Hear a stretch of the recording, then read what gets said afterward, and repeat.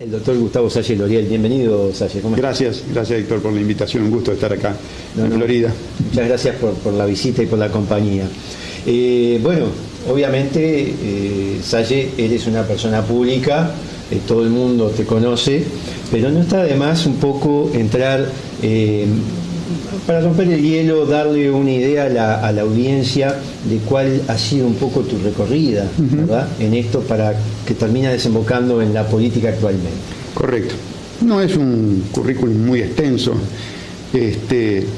Yo soy doctor en Leyes y Ciencias Sociales, abogado. Fundamentalmente me especialicé, por la vía de los hechos, en la materia penal. Politizado desde muy joven, un hogar constituido por un padre empleado de comercio y mi madre educadora, con un grado de politización importante, un hogar ballista, urbano de la capital. Toda nuestra enseñanza fue en instituciones públicas. Yo soy egresado de la Universidad de la República en el año 1982. Fui funcionario de la Fiscalía del Crimen en el periodo 1980-1994, fundamentalmente en la Fiscalía del Crimen de cuarto turno. Después estuve un periodo en Fiscalía de Hacienda y después me retiré para el ejercicio exclusivamente privado en el área fundamentalmente penal. Desde muy jovencito estudiando la política, en mi adolescencia y siguiendo un poco los pasos de mi hermano mayor, Carlos Salle, fallecido en el 2005, fuimos fundadores en las bases del Frente Amplio, fundamos un comité de base en Sayago, en la calle Clara y Bell. Allí tuvimos una militancia importante en las bases, ¿verdad? Pero siempre tratando de informarnos mucho. Después, durante la vida profesional, naturalmente, en mi condición de doctor en Ciencias Sociales, ya con estudios más profundos sobre el tema. Y el fallecimiento de mi madre en el año pasado, en 2019, nos hace tomar una decisión muy especial, que es la de participar en la vida partidocrática del país. Lo hacemos a través de un partido ya creado, Partido Verde Animalista, que había tenido conversaciones con nosotros y al final nos decidimos y vamos a la candidatura a la presidencia, al Senado y a la Diputación y no salimos de nada. Quedamos en la puerta, como el gato mirando la fiambrera, con 19.392 votos. Se cumplió parte del objetivo para ambos, vale decir, para el Partido Verde Animalista como para mí, en una incursión bastante satisfactoria, porque con muy escasos recursos, un partido nuevo, con un discurso además heterodoxo, antisistémico, entiendo que obtuvimos una buena votación. Y eso nos decide a una nueva etapa, la creación de un partido en el que llevemos adelante un liderazgo que no se dio así en el PVA, porque ya tenía sus líderes naturales con los cuales tuvimos que compartir en alguna medida posicionamientos. Ahora, con un conjunto de ex militantes del PVA, pero que se sienten muy identificados con nuestro discurso, creamos el partido Identidad Soberana. Es un nombre con una explicación, una conceptualización muy especial, porque es en función del tipo de sociedad que estamos viviendo a partir del siglo XXI, que es la sociedad que nos ha impuesto unas instituciones poderosas a nivel mundial, como son las grandes corporaciones transnacionales, anacionales, no tienen patria, no tienen sentimientos, no tienen ética, no tienen moral y solamente se guían por un objetivo materialista, que es la ganancia a como dé lugar. Ha cambiado el mundo. Sin duda, se terminó la Guerra Fría, se terminó la dicotomía izquierda-derecha, se terminó el enfrentamiento modélico sistema del socialismo real con el sistema capitalista. Desapareció el socialismo real, implosionó con la Unión Soviética, implosionó con el maridaje perverso que lleva adelante el Partido Comunista Chino con las grandes corporaciones y los mega ricos internacionales. Cambió el sistema capitalista, ya no podemos hablar de un sistema capitalista basado en la competencia, un sistema capitalista liberal. Estamos en un sistema absolutamente oligopólico por parte de las grandes corporaciones, digitando la vida económica, cultural, política de los países, avasallando el Estado-nación, avasallando la soberanía de los pueblos e imponiendo una agenda que responde precisamente a sus intereses, que no son los intereses del resto de la humanidad. Entonces, si bien es cierto que se mantiene una dicotomía, la dicotomía entre la élite hegemónica, buscando el poder absoluto, total, y el resto de la humanidad. Las corrientes filosóficas han sido reemplazadas por las corrientes de rentabilidades. Correcto, sí. Yo diría que ya no hay una discusión de orden filosófico, hay un discurso políticamente correcto, monolítico, único, universal, y se va camino a la formalización, a la institucionalización de esto que tú acabas de describir, que es el único valor que tiene sentido para la élite, que es el valor del dinero, el poder económico y el poder político. Para llegar a ese estado de situación totalitario, por supuesto que han pasado por distintos estadios.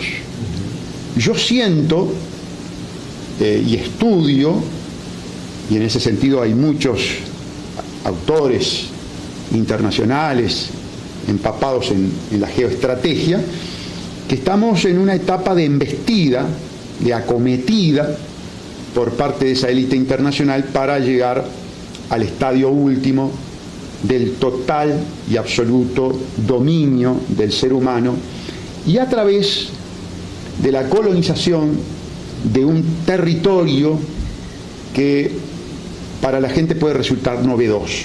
Antes el teatro de operaciones era el territorio de los estados, ahora es el psiquismo del ser humano, la cabeza. Se llama guerra de cuarta generación, ya hay especialistas profundizando sobre el tema, pero la gente lo puede vivir, lo puede palpar. ¿Sabes cómo? A través del tema de la mercadotecnia.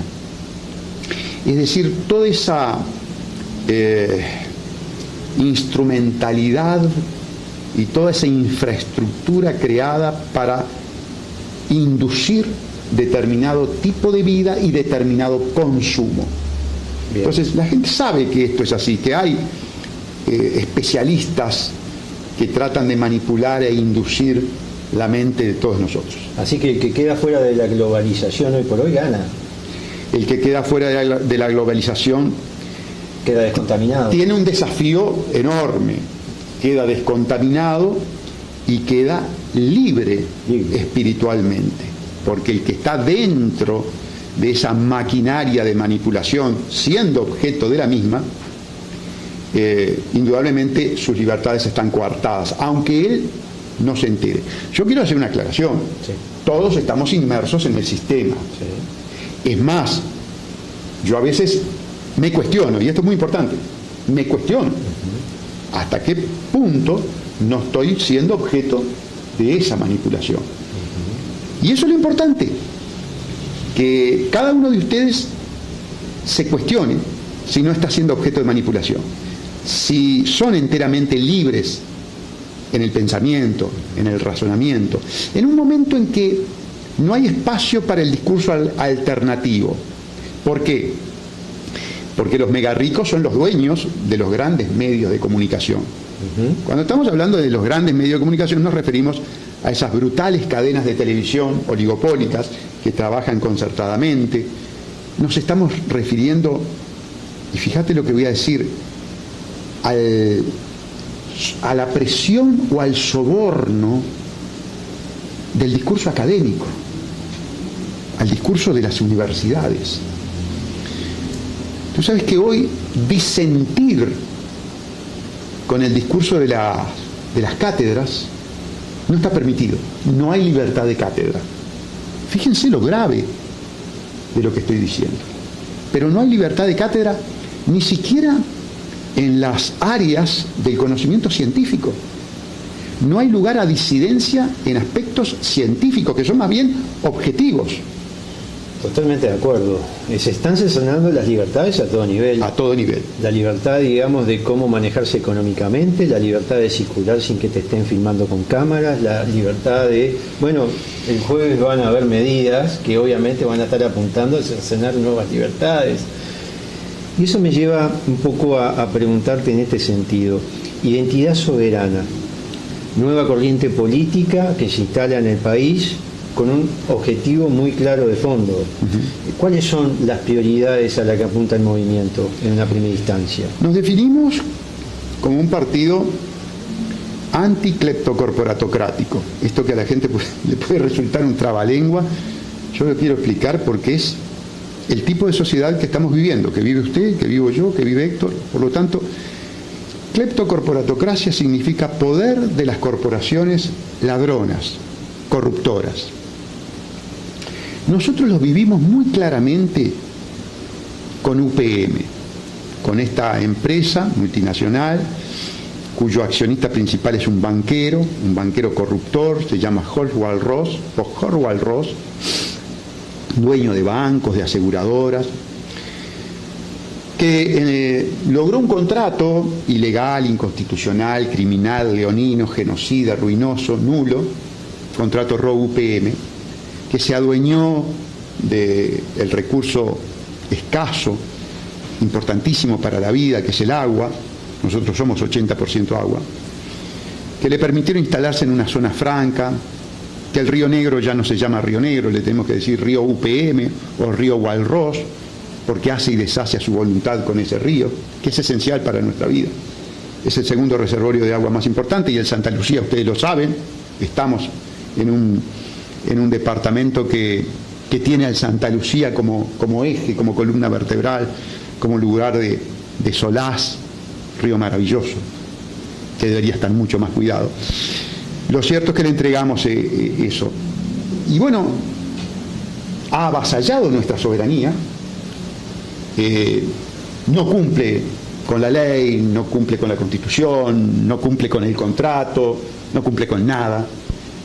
Nos impone un modelo de país, un modelo de actividad económica, un modelo de inserción internacional, se mete en los planes de educación, manda en los planes de educación en la zona de influencia. Bueno, es el poder de las corporaciones sojuzgando, avasallando, expoliando los recursos naturales, económicos, financieros, de los sociales, culturales, idiosincráticos. Con la anuencia política. Con la complicidad criminal. Yo lo denuncié penalmente. Por supuesto, las denuncias no prosperan. No por falta de fundamentos jurídicos, sino lisa y llanamente porque aquí, a partir del gobierno del Frente Amplio, se anuló, se extinguió el Poder Judicial en su facultad más importante, en su potestad más importante, que es la de contralor e investigación. Entonces, violando el artículo 15 y 16 de la Constitución, todo eso se le transfirió al presidente de la República, quien a través de un servicio descentralizado, que está bajo su tutela administrativa, dice qué se investiga y qué no se investiga. Cuando denuncié al doctor Vázquez, obviamente él era presidente, yo no espero que se vaya de la presidencia para denunciarlo, pero naturalmente es el jefe de servicio. Vas a denunciar, vas a golpear la puerta y a denunciar al jefe de familia. Y lo mismo hice con la calle Pou, a quien lo tengo denunciado penalmente por el memorándum de entendimiento, que es una continuidad del iter criminis, es decir, de los distintos procesos delictivos del contrato RO-UPM. Se ha dado una cadena de sucesos, hace poquito tiempo, donde hay conceptos que se entreveran y confunden un poco a la gente, que es lo siguiente. Por ejemplo, el diputado Luz ha dicho de que la naturaleza se va a encargar de parar la planta.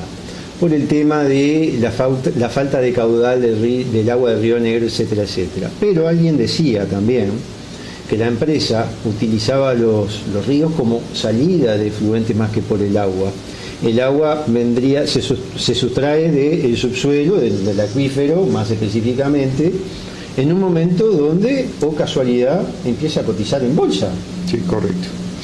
No, a ver, las predicciones del doctor Luz, desgraciadamente, ojalá el doctor Luz tuviera razón. Sí, sí, va más allá. Va más allá, ojalá tuviera razón. De todas maneras, yo no puedo dejar de marcar una paradoja. Sí.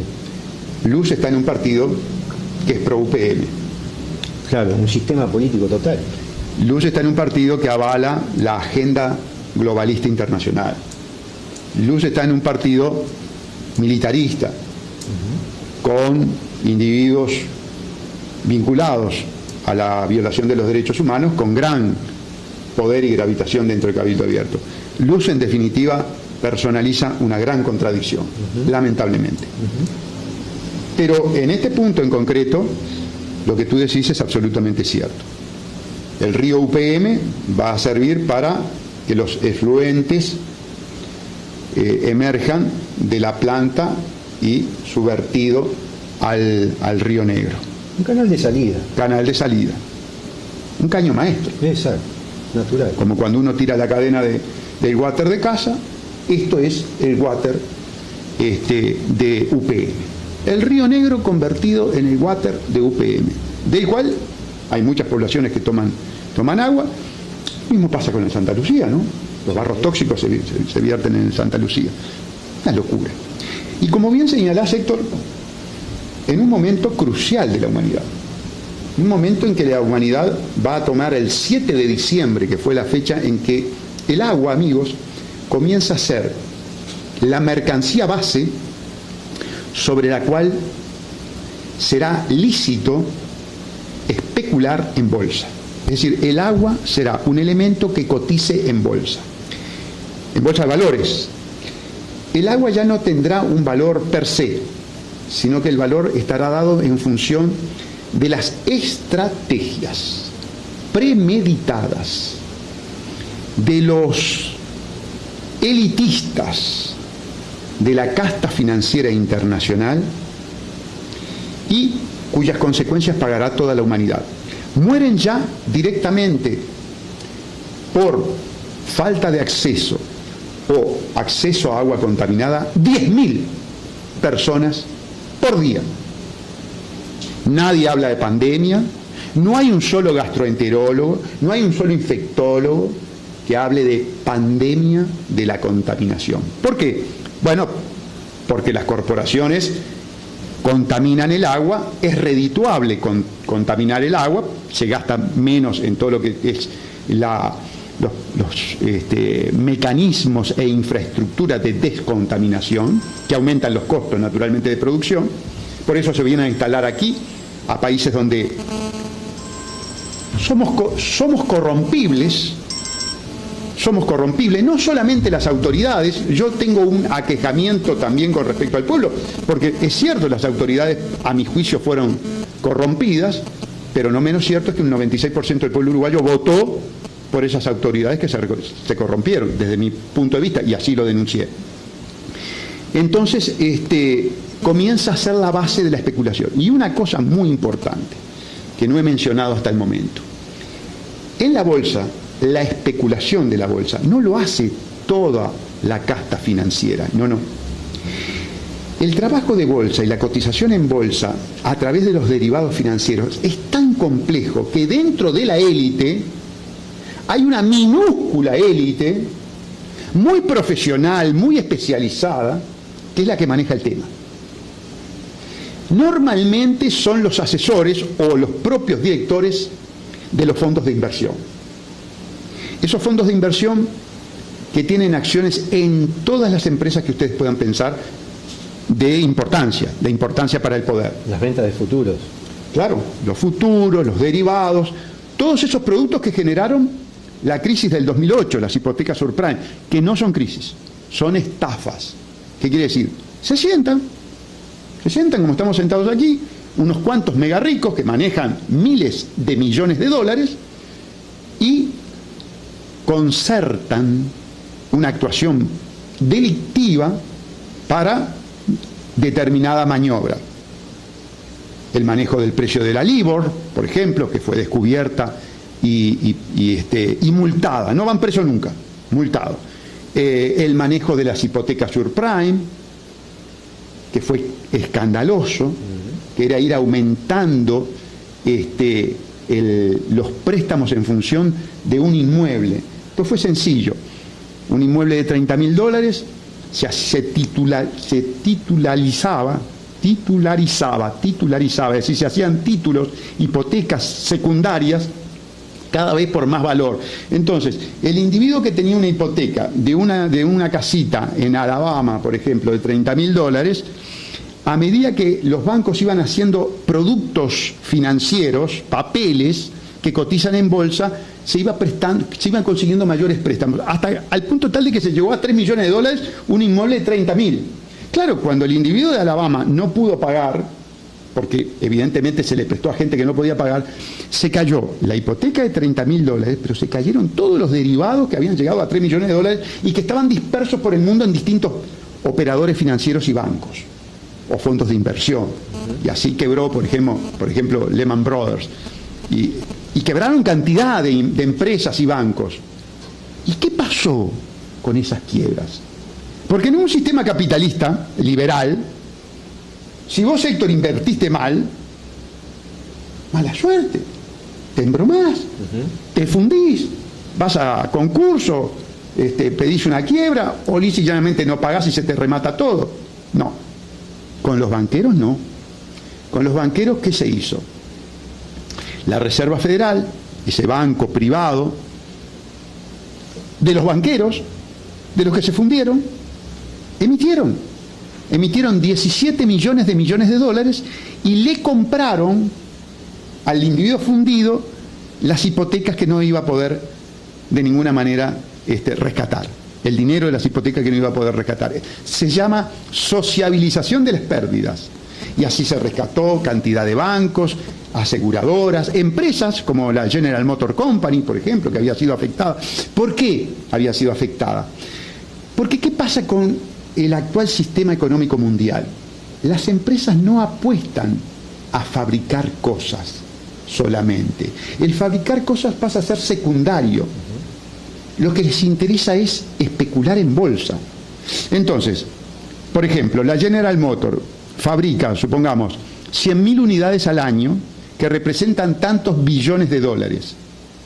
Pero, sin embargo, para el trabajo en bolsa, para especular en bolsa, destinan el triple o 10 veces más. Es una verdadera subversión, desnaturalización del sistema de vida, ya no del sistema capitalista, del sistema de vida. ¿Se puede decir que el ser humano cotiza en bolsa ahora? Sí, absolutamente. Pero tomando en cuenta que somos 80% de agua. Sí, y por otra cosa muy importante, porque las empresas de biotecnología que patentan cosas de la naturaleza, que patentan parte de nuestros segmentos de nuestra cadena del ADN, cotizan en bolsa. Y por lo tanto, partes de nuestro cuerpo forman parte del acervo patrimonial del fondo de inversión, por ejemplo, BlackRock, por mencionar el más importante, o Vanguard, o Fidelity, o Elliott Management, que es el de Paul Singer, que es el dueño de la deuda argentina, junto con BlackRock, con Larry Fink, o de bancos como el Goldman Sachs. Blackfein es su presidente. Y el Goldman Sachs y todas estas empresas tienen una característica, amigos. Ponen empleados de ellos en cargos públicos. Salen del cargo público, vuelven a la empresa, están un tiempo en la empresa y vuelven al cargo público. ¿Saben como quién? Como Gonzalo Fernández, el abogado de Tabaré Vázquez, que fue secretario de la presidencia y era abogado de la secta MUN. Y oh casualidad, llegamos a una transacción en que perdió el pueblo uruguayo 28 millones de dólares, aunque en principio éramos acreedores. ¿O saben quién? Este muchacho que está en la OPP, Isaac Alfied, que fue ministro de Economía que recopiló información reservada del ministerio, que después en el ejercicio de la profesión de contador fue contratado por el estudio CPA Ferrer para hacer una consulta para que pudiera demandar a Aratirí, Samín Ferrou, al Uruguay, a usted, para que lo pudieran demandar a usted por 3.536 millones de dólares. ¿Y saben qué? El presidente no tuvo mejor idea que a ese funcionario que utilizó acervo informativo para operar contra la patria, contra usted, lo puso en la UPP, director de la UPP. Vamos a hacer una brevísima pausa de 2 minutitos. Con todo gusto. Y volvemos con más temas de actualidad. ¿Te parece? ¿Cómo no? Vamos a la pausa, sí, señor. por favor. Bueno, aquí seguimos con la grata compañía del doctor Gustavo Salle. Estábamos hablando fuera de cámara que el fiscal estaba pidiendo 18 meses de prisión para el ex vicepresidente de la República, caso que tú llegaste a denunciar, ¿verdad?, en su momento. Bueno, sí, el quiebre institucional del país con la renuncia forzada, coactiva, con la intimidación a Raúl Sendic, comienza cuando nosotros hacemos la denuncia penal por el título trucho. Ahí comienza a desestabilizarse el delfín del doctor Tabaré Vázquez. Porque en realidad la renovación generacional del Frente Amplio cifraba todas sus expectativas, curiosamente, en Raúl Sendic. Pese a ser un individuo más bien pacato, introvertido, tal vez por el marketing del apellido, había una cierta expectativa en ese sentido, ¿verdad? Luego tenemos las denuncias referidas a la regasificadora, a Alur, es decir, cosas pero muy gruesas. Estamos hablando de maniobras de cientos de millones de dólares. No estamos hablando de un calzoncillo, de un short, de un traje, de un colchón. No estamos hablando de eso. Estamos hablando de cientos de millones de dólares. Porque, a ver, la estafa del Frente Amplio a ANCAP, donde había directores blancos y colorados. Bueno, ustedes, digo, los floridenses tenían a Amaro en el directorio de ANCAP. Fue de cientos de millones de dólares. Ese vaciamiento que hizo el Frente Amplio de ANCAP, que yo nunca escuché al gremio de FANCAP decir nada. Nunca un funcionario de ANCAP levantó el teléfono para darme un dato, nunca. No así de UTE. De UTE sí, tengo que reconocer. Lo cierto es que ahora el fiscal Pacheco, que se ha encargado de archivar todas esas denuncias nuestras por estos cientos de millones de dólares, que también implicaban la denuncia a Carolina Cose, porque era la ministra de Industria y Energía en la época de la regasificadora, es decir, que todo pasaba por el ministerio. Y también, curiosamente, Danilo Astori, que le señaló algo. En el diario El País del sábado reconoció la corrupción en el Frente Amplio, sí, que la encarna él. Eso no lo dijo, eso lo digo yo, la encarna él. Y que comienza en pluna. Lo que empieza bien, termina bien. ¿Se acuerdan de aquella frase? Y después pasó la chata con el esqueleto del Boeing 737 que fue para el Colegio Internacional de Punta del Este.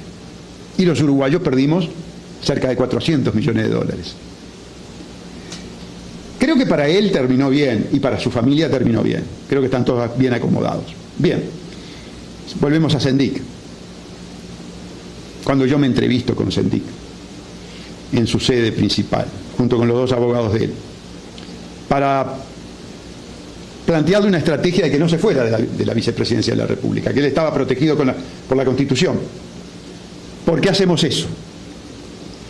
Bueno, claramente con un sentido de perjudicar al Frente Amplio. Sí, perjudicar al Frente Amplio, por supuesto, porque, como le dije yo a Sendic, tú sos un contenedor de piedra en un buque que lo lleva por debajo de la línea de flotación, lo hunde.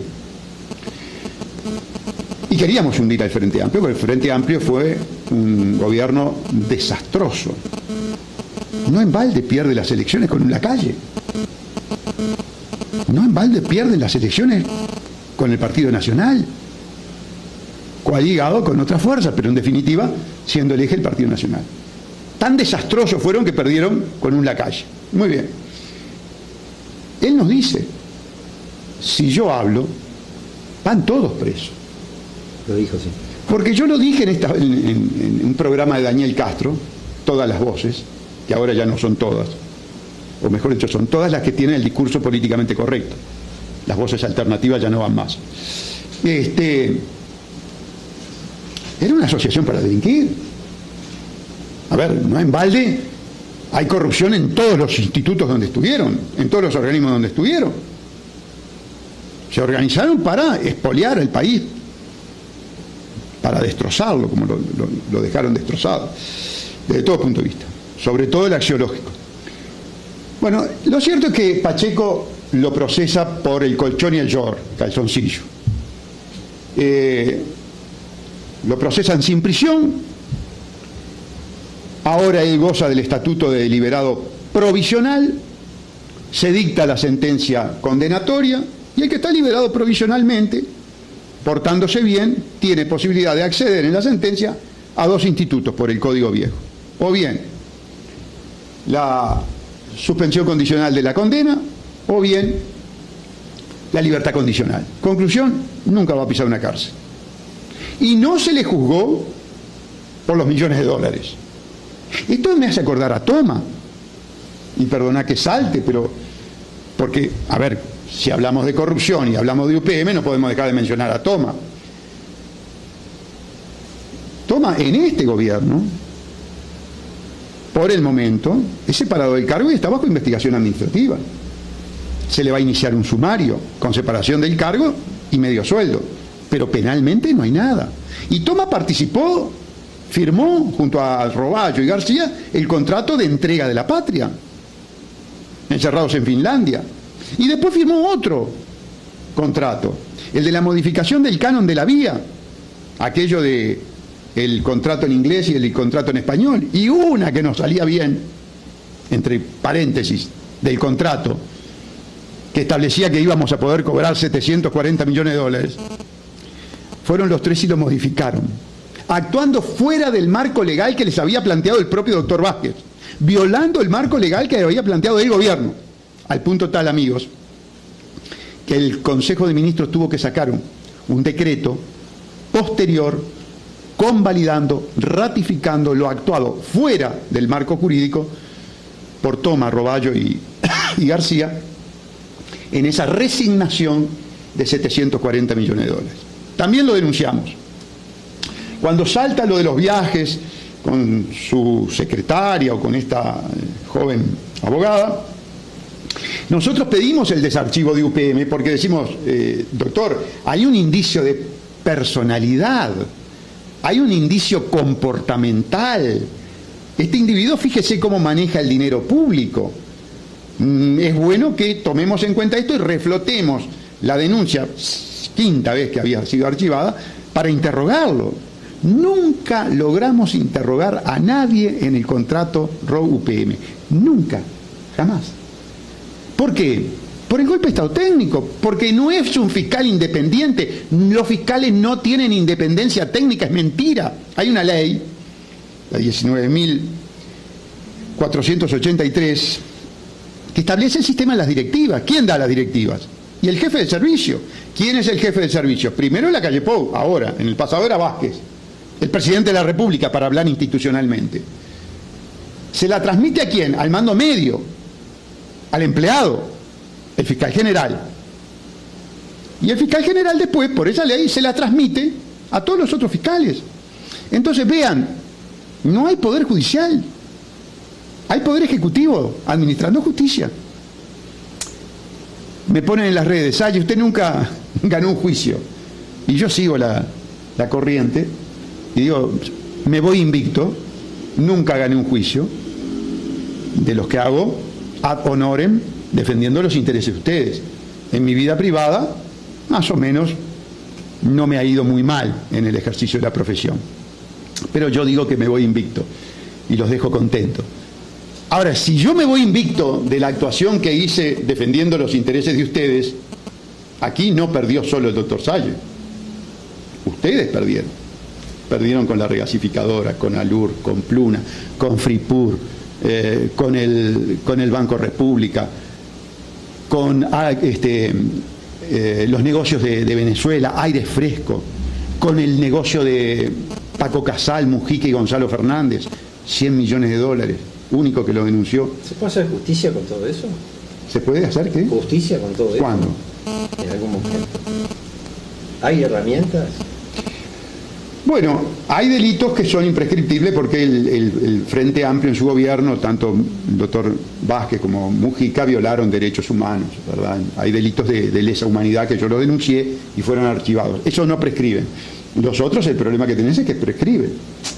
Y por lo tanto, no. Los de lesa humanidad, como los 12 muertos de la cárcel de Rocha, por ejemplo, ese delito no va a prescribir y nosotros pretendemos en algún momento que salgamos de este golpe de Estado técnico, de este avasallamiento del Poder Judicial, con fiscales independientes, con jueces independientes y valientes. Hoy hay una sentencia muy interesante del juez Recarey, uno de los pocos jueces uruguayos valientes, independientes. Hay otros, el doctor Alejandro Martínez de las Heras, en el caso Aratirí, tuvo también una actuación valiente, independiente, pero después el tribunal revoca, ¿no? Los tribunales son oficialistas, globalistas, pro corporaciones, pro grandes estudios, son terribles, los tribunales son terribles.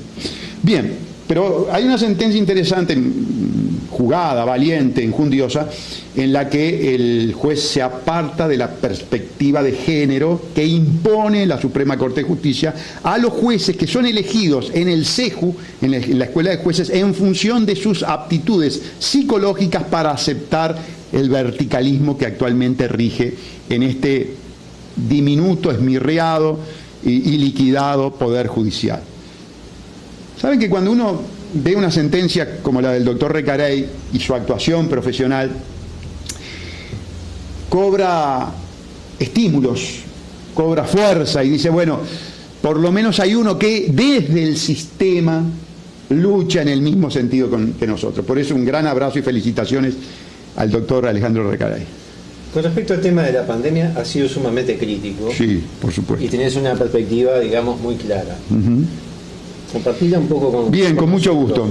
A ver, señores, yo soy abogado, doctor en leyes y ciencias sociales, por lo tanto no soy un ignorante en medicina, más allá de que todo este tema nos ha hecho consultar, estudiar, escuchar. ¿Te puedo hacer una acotación? Sí. El expresidente Tabaré Vázquez era oncólogo y sin embargo, siendo presidente y siendo médico, la salud no estuvo en su mejor momento. Sí, correcto, sí, correcto. Así que no, sí, ser especialista no nos da la garantía. Exacto, no da la garantía de nada, efectivamente estamos totalmente de acuerdo. Pero yo voy a dar un enfoque de carácter sociológico, jurídico y estratégico. Yo tengo amistad con la periodista e investigadora, doctora en comunicación, Cristina Martín Jiménez. Escribió el libro Pandemia, tuve inclusive un Zoom con ella muy, muy agradable. Y ella define esta situación como una guerra. Primero que nada, el doctor Salle define este escenario mundial, no nacional, mundial, como una guerra. Y ustedes se preguntarán, ¿quiénes son las partes en esta guerra? ¿Quiénes están en conflicto? Están en conflicto la élite hegemónica, los dueños de los fondos de inversión, por decirlo de alguna manera, los Bill Gates, los Zuckerberg, los Larry Fink, los Blackfein, los Warren Buffett, los Paul Singer, y así le podría dar cientos de números, tan solo, sin mencionar a la cúspide de todo, que es Rothschild, la dinastía financiera Rothschild. Muy bien. ¿Quién es la otra parte? Nosotros, la humanidad. ¿Qué se juega? El poder total y absoluto. La disolución de los Estados-nación, la disolución de las monedas, la disolución de las soberanías nacionales, la unificación de la moneda, la unificación de un modelo universal, hasta se habla de una iglesia universal, del sojuzgamiento total y absoluto del individuo, de la extinción de la privacidad, de la extinción de la libertad, de la imposibilidad del disenso, de la imposibilidad de la libre expresión del pensamiento, es decir, esclavitud. Hoy el dilema de ustedes, el mío, es libertad o muerte, o mejor dicho, libertad o esclavo. Los que decimos libertad o muerte porque estamos dispuestos a luchar. Yo con casi 63 años ya no peleo por mí. Yo estoy del otro lado del puente. Ya me quedan unos minutos y unos pocos cortes de pelo acá al costado. Pero tengo 3 nietos y tengo toda la humanidad joven. Es una lucha por los jóvenes. Futuro. Una lucha. Te cuenta que en este momento hay infectólogos que han pedido que los jóvenes no se amen, no se besen, no se toquen. Bueno, ¿cómo se gestó? Es un plan urdido por los laboratorios dedicados a eso. ¿Existen laboratorios dedicados a eso? Por supuesto, amigos, estudien, vayan a buscar información. Vean, como mostré el otro día en la televisión de Rivera con Darío Díaz, la portada de Economics, que es una revista de los Rothschild, tiene una gran mano con una cuerda que sostiene del cuello a un individuo, y ese individuo tiene a su vez una cuerda que sostiene a un perrito con tapaboca, y la persona con tapaboca. ¿Qué es eso? Esa es la polea de transmisión, el verticalismo autoritario entre la mano, que es el poder de las corporaciones, la persona que está asida por el cuello, que es el sistema político, los gobernantes, el presidente, por decirlo personificado en un individuo, y luego ese presidente con otra correa que va al perrito con el tapaboca, que ¿quiénes somos el perrito? Nosotros. Esa es la visión de los Rothschild, amigos, y la dicen encriptadamente, pero la dicen. Los que estudian la expresión encriptada, esta no es tan difícil de entender, hay otras portadas de Economic que son más difíciles y hay especialistas en descifrarlas. Todo esto lo pueden buscar, no está oculto, ellos lo dicen. Por ejemplo, Barbour, el creador de la Reserva Federal, en su momento dijo lo siguiente: tendremos el dominio completo y absoluto de la humanidad. Solamente basta saber si será por la fuerza o por consentimiento. Búsquenlo. Barbour, ponen la frase, Google, y le va a salir. No es invento, no es conspiranoia del doctor Sage. Se sustituyeron las armas por los virus y se sustituyeron los gendarmes, los soldados que utilizaban el arma, por los médicos. Porque el respeto reverencial que genera el médico, porque la actitud psicológica de quien está enfermo y va al médico buscando la solución, ya implica una posición asimétrica de preponderancia del médico. Entonces, esto es, yo no digo que no mate, la letalidad del virus está absolutamente estudiada estadísticamente a nivel planetario y a nivel nacional. Mata, como mata la gripe. Si te agarra mal, si te agarra con tu sistema inmunológico debilitado, evidentemente te puede matar una gripe común, y de hecho mata. Y no sé si no mata en los mismos niveles que esta. La velocidad del contagio, bueno, sí, capaz que las alteraciones que puede haber tenido el virus manipulado, porque a ver, que el virus puede ser artificial y manipulado, no lo dice el doctor Sage. Fue una imputación de Donald Trump al gobierno chino. Fue una imputación del primer ministro de Australia al gobierno chino. No es conspiranoia del doctor Sage. Es más, el gobierno uruguayo le tuvo que contestar al gobierno chino Porque hay un nuevo relato de Xi Jinping. El nuevo relato es que el coronavirus vino o de Europa, o de América, de Ecuador, de Brasil, o Uruguay, y nos menciona expresamente Uruguay. ¿Por qué? Por los alimentos congelados. Y salió el ministro de Ganadería, Agricultura y Pesca a contestarle que no era así. Así que vamos a entendernos. Todo lo que hace relación a la generación del virus ha sido objeto de enormes controversias y fundamentalmente de opacidad. ¿Qué se busca con el virus? Poner todo el aparato, la infraestructura tecnológica, la tecnotrónica, todos los datos, el Big Data. ¿Qué es el Big Data? Es la capacidad de acumulación de datos que tienen las computadoras cuánticas que maneja la élite, porque las maneja la élite. Un gurú hoy encargado de ese manejo, en el pasado fue Nicolás Negroponte, amigo del presidente Tabaré Vázquez, creador del Plan Ceibal. El Plan Ceibal es un plan creado por el Tavistock y el Massachusetts Instituto Tecnológico. ¿Para qué? Para el cibergobierno mundial, para que los niños se acostumbraran a que las órdenes de la computadora central lleguen a su pantalla. Tenemos los niños pantallas. Hoy los niños mueven el tablero táctil con meses de nacido. Ellos ya pueden mover y se dan cuenta cómo manipular. Todo esto es en función, amigos, de una planificación de cómo manejar el mundo. Colonialismo del siglo XXI. Colonialismo del siglo XXI, guerra de cuarta generación, guerra en el coco. Alex Penley, jefe del Massachusetts, del Merilab, del Massachusetts Instituto Tecnológico, sustituto de Nicolás Negroponte, hermano de John Negroponte, que fue el gobernador de Irak después de la tormenta del desierto. Es decir, esto es las corporaciones queriendo mandar y manipular nuestro cerebro.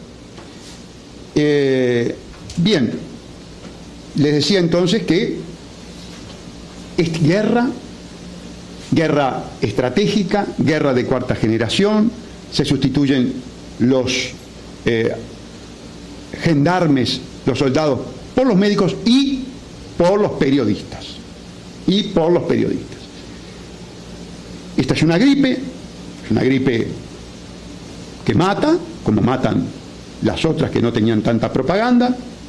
Pueden tener una velocidad de contagio, como dicen los infectólogos, más rápido, más intensa, pero no podemos perder de vista que es guerra biológica. La guerra biológica es muy antigua. Por ejemplo, en la Segunda Guerra Mundial fueron famosos los ataques que llevó adelante el ejército japonés con la unidad 731 de Shiroishi, los trabajos de Mengele en materia de genética, que fueron precursores de ¿qué? De la actual manipulación genética. Y estas vacunas, amigos, que van a venir obligatoriamente, voy a dar la noticia, yo me voy a hacer cargo de adelantar lo que va a suceder dentro de 3 o 4, o no tanto, capaz que menos, en un año, la obligatoriedad directa o indirecta de la vacuna. Yo sé que los blancos del otro lado del televisor van a decir, no, el presidente dijo que no va a ser obligatorio. Bueno, el presidente ha dicho muchas cosas y no ha cumplido, pero en esto, además, no depende del presidente. Esta guerra biológica, virológica, la monitorean las agencias calificadoras de riesgo, el Banco Mundial, el Fondo Monetario Internacional, la Organización Mundial de la Salud y fundamentalmente, amigos, las fundaciones de beneficencia. Bill y Melinda Gates, Ford, Heritage, Rockefeller. Ustedes saben que estas fundaciones han pasado a invertir desde el 2005 a la fecha 10 veces más en colaboración en organismos internacionales y organizaciones no gubernamentales. Tienen el control total y absoluto de organismos internacionales como la Organización Mundial de la Salud. Impresionante, la verdad que es algo que eriza.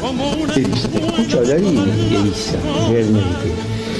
Sin duda es un tema que es sumamente complejo, que se ramifica en todo sentido. Es importante tener en cuenta lo que está diciendo Gustavo. 1 año, 2 años, esa vacuna va a ser obligatoria. Porque uno, si quiere viajar, ya para poder ir a un lugar de destino le van a exigir que esté vacunado.